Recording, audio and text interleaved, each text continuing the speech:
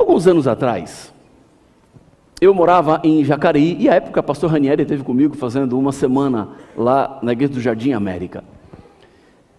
E naquela época eu tinha um Gol geração 3, cor azul celeste. Eu amava aquele Gol. Acho que só eu tinha aquele Gol daquela cor na cidade. Todo mundo sabia onde eu estava. Era ano 2001 o meu Golzinho. Eu gostava muito dele porque foi o primeiro carro da minha vida que eu tive com ar-condicionado. E eu achava aquilo demais. Não passava calor dentro do carro. Na época, todo mundo da cidade aderiu a um subterfúgio, vamos assim dizer.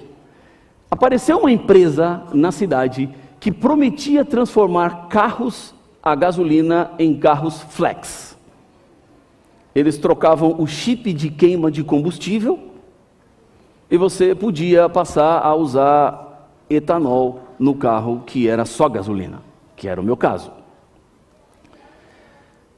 E todos aqueles que aderiram à transformação falavam muito bem. Não, estou economizando muito mais, porque o etanol é mais barato, está muito mais vantajoso, mais rentável.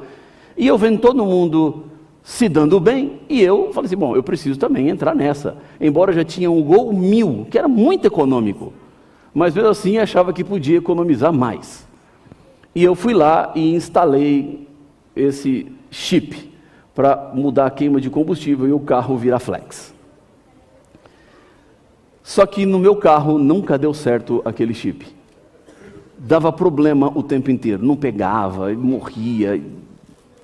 Mas eu ficava preocupado, voltei à empresa que fez o serviço e falei assim, não, o senhor tem que insistir um pouco mais, porque o carro vai aprender a queima do combustível. E eu falei, pois bem, não sabia que carro aprendia alguma coisa, mas vai aprender, o chip vai aprender, vai normalizar, vai equalizar. E eu fiquei insistindo para que o chip aprendesse. Recebi um convite para pregar numa igreja na zona leste de São Paulo, numa sexta-feira à noite, uma sexta jovem. E eu aceitei o convite, um pastor amigo insistiu que eu fosse, eu falei, não, eu vou, sexta-feira à noite eu vou aí. E lá fui eu, saí de Jacareí, rumo a São Paulo, zona leste, e estava na Avenida Aricanduva, 6:30 da tarde, na faixa do meio, quando o meu carro, influenciado pelo etanol, apagou. Apagou completamente. Rapidamente eu apertei o pisca-alerta para advertir os outros motoristas que minha situação era de pane, o carro tinha combustível, na verdade tinha combustível errado, mas tinha combustível.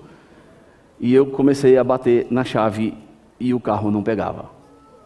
Você imagina, Avenida Aricanduva, 6:30 da tarde, sexta-feira, as pessoas agoniadas para chegarem em casa e um carro quebrado na faixa do meio. Eu fiquei desesperado porque o carro não pegava, eu estava sendo xingado, eu estava sendo afrontado, tudo que você imaginar estava acontecendo. Passavam do meu lado e gritavam coisas que eu não posso dizer aqui, porque se eu disser vão desligar o microfone. E eu não sabia mais o que fazer. Saí do carro para tentar ver se eu conseguia tirar meu carro de lá. Na faixa da direita passava um ônibus, e os ônibus eram um atrás do outro, e o trânsito havia se afunilado ainda mais por minha causa, e eu do lado de fora, pisca-alerta aceso, em pânico, quando um carro parou do meu lado, do lado esquerdo. O indivíduo abaixou o vidro e falou assim, amigo, tá com pane? Eu falei, sim, o carro morreu. E eu tentei contar para ele a história do etanol, ele falou assim, não, vamos tirar o carro daí. Eu, tá bom. Aí ele passou na frente do meu carro, e assim, devagarinho ele foi entrando, e ele fechou com o carro dele a faixa dos ônibus. Literalmente fechou. Parou o carro assim atravessado, os ônibus não podiam vir, parou, e você imagina a alegria dos motoristas dos ônibus. Mas ele fez isso. Ele saiu do carro dele, trancando a faixa do ônibus, e ele falou assim, entra lá e manobra o carro. E ele empurrou o meu carro e me tirou da faixa do meio. Eu passei pela frente dele e enfiei do carro dentro de uma loja que tinha lá. Esse indivíduo voltou, tirou o carro dele e parou o carro dele na loja onde eu estava. E aí eu contei para ele, olha, eu estou com um problema aqui, e o carro agora só pega no tranco, porque eu já tinha passado por isso outras vezes, mas nunca na Aricanduva, na faixa do meio, 6:30 da tarde. Falei, o carro pega no tranco, Aí ele chamou umas pessoas que estavam por ali para que empurrassem o carro e o carro pegasse no tranco. E eu voltei para a Avenida Aricanduva com o carro empurrado e ele pegou no tranco e eu fui embora. Eu nunca contei essa história na minha vida, mas essa semana voltou ao meu coração. Porque aquele indivíduo, ele parou para me socorrer. Provavelmente ele estava com pressa também para voltar para casa, é sexta-feira, quer chegar logo, ver a família, quer jantar, quer descansar, quer tirar a roupa. Mas ele viu alguém com o carro parado, enquanto outros buzinaram, enquanto outros me xingaram, ele parou para me ajudar. Ele me socorreu, porque eu não tinha como empurrar aquele carro e manobrar na Avenida Aricanduva com ônibus passando na direita e carros me xingando na esquerda. Não tinha jeito, não tinha como. Ele fechou os ônibus. Ele me tirou de lá. Eu nunca mais coloquei etanol naquele carro. Aquilo ali foi definitivo para mim. Não aprendeu o carro. Talvez ele aprenderia na próxima, né, pastor Ranieri?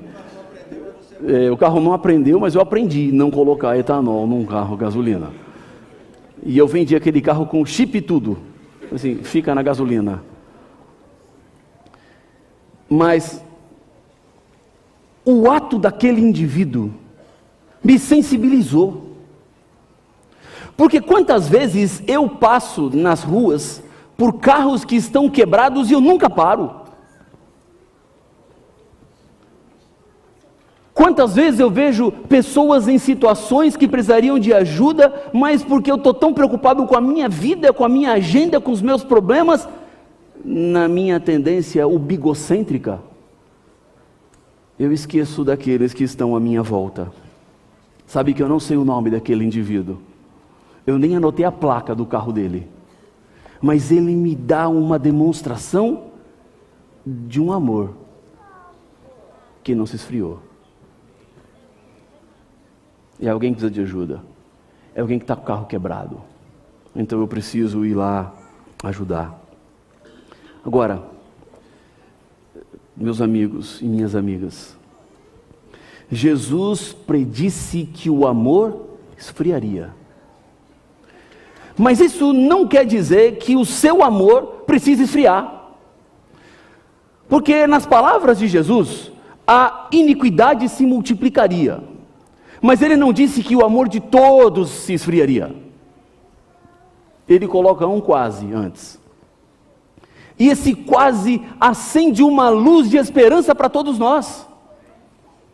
Não é a humanidade que entrará na frieza, mas talvez uma grande parte da humanidade entrará na frieza. Mas há um grupo que não vai entrar na frieza. Há um grupo que não vai se congelar nesse mundo. Há um grupo que não vai ficar indiferente. Este grupo é o grupo dos seguidores de Jesus. Quando eu falo sobre o cristão no tempo do fim, a pergunta ela é para mim, pessoal, e para você. Como você tem vivido? Qual tem sido a sua influência? Como as pessoas olham para a sua vida, para a sua história, para a sua trajetória? O amor não é apenas um sentimento, mas ele se torna uma forma ou uma maneira de vida que vivemos. Porque você sabe que o mundo que vai se tornando cada vez mais voltado ao mal e frio, é um mundo muito verbal. E nós já descobrimos que palavras não resolvem os problemas. Se uma pessoa estiver com fome, não adianta dizer pão para ela, porque ela vai continuar com fome. Se alguém está com sede, não adianta dizer a essa pessoa água, porque ela vai continuar com sede. Da mesma maneira, para um mundo que está esfriando, porque a iniquidade está crescendo, não adianta apenas dizer amor. É preciso parar o carro, fechar os ônibus na Aricanduva, empurrar o carro do outro, para que o amor seja visto e percebido.